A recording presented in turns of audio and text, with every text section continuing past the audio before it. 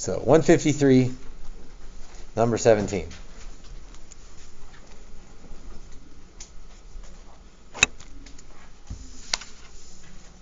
Oh, look at that, a cone, I think.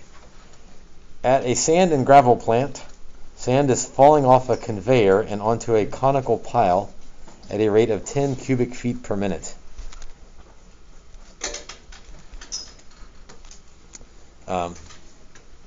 You don't have to write this out. You certainly don't have to write all the words out, but I think it's very helpful to guide you through the process.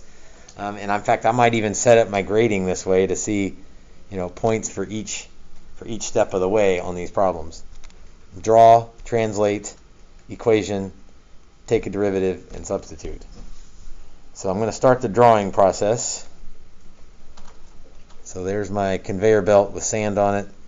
It's falling off onto a conical pile. The diameter of the base of the cone is approximately 3 times the altitude. The diameter is 3 times the altitude. So that means this is a very wide pile.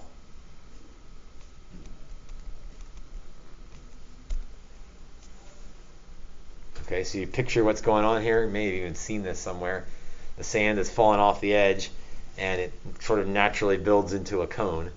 And apparently the diameter is 3 times the height.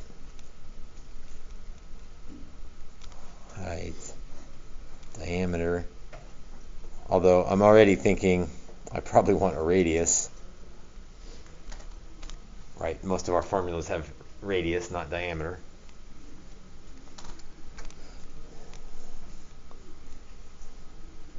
Do I have my picture down? All right, I think that's the picture. Translate. Okay, we've got some information here. Falling onto the pile at a rate of 10 feet cubed per minute. And it says it's a rate, so between the rate word and the per minute word, I'm pretty sure this is a derivative with respect to time. But what is changing with respect to time? What variable is changing? Yeah, volume. So dV dt is 10 feet cubed per minute. Not V, not the volume, this is the change in volume, the rate of change in volume. The diameter of the base is approximately 3 times the altitude. Okay, got that. At what rate is the height changing? So that means find dH dt. When the pile, so when h is 15 feet high. Hint, the volume of a cone is 1/3 pi r squared h.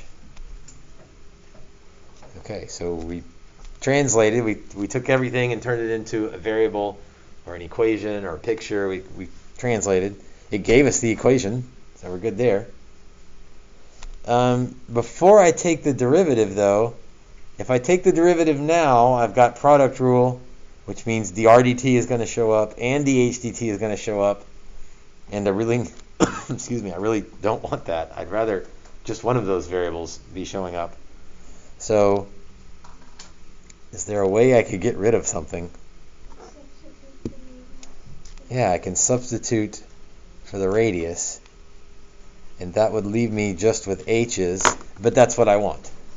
So, you got to be careful. If I wanted r's, I'd have to solve this for h and plug in for h and leave the r's. But I don't want the r's. I want this thing in terms of h.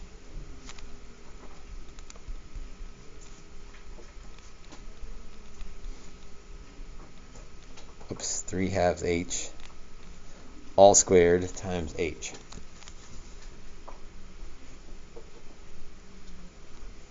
So that equation step is sometimes a two-step deal. Figure out the equation, but then also fix the equation so that you only have one variable in there, if possible.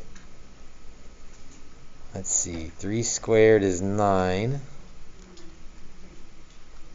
2 squared is 4 times 3 is 12. I'm looking for someone named Jacob Rhymes. He's here. Thank you, sir. You're welcome.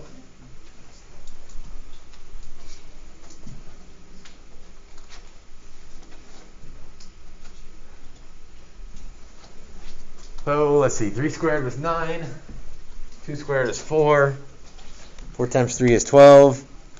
That would reduce, but we're not in the reducing game here.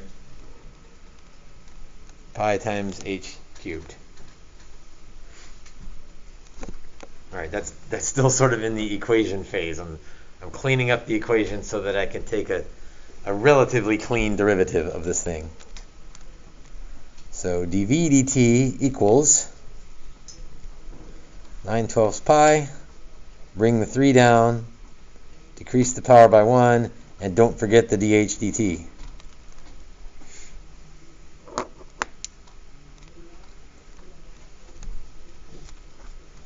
All right, got the derivative taken care of.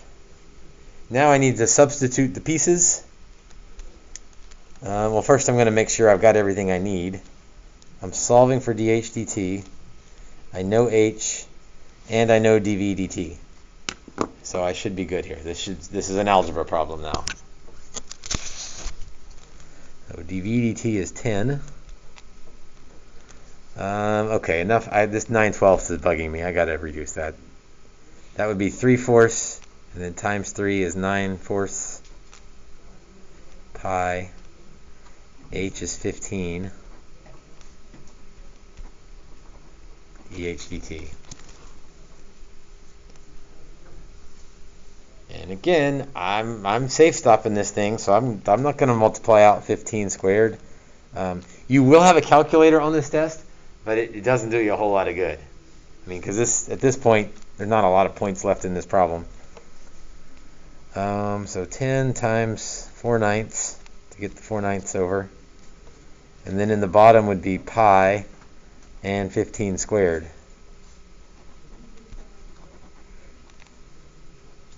And that's a perfectly acceptable answer. I think the one on the test that's like this, the answer is actually a decimal, so you'd want to just type that into the calculator and whatever that is. Units, h is height, so that's feet. Time is in minutes, so feet per minute. Where did the 15 come from? Because when I substituted h is 15, Oh, okay. so I plug that in for h. Substitute, solve. Again, about the only thing you can check on these to see if they make sense is if it's positive or negative. So I got a positive for dh dt. Does that make sense for the situation going on here?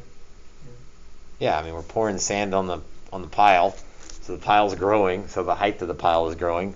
So yeah, at least the positive negative makes sense. Whether this numerical answer makes sense, I have no idea. You'd have to be an experienced conical pile maker at the gravel plant to know if the answer makes sense or not.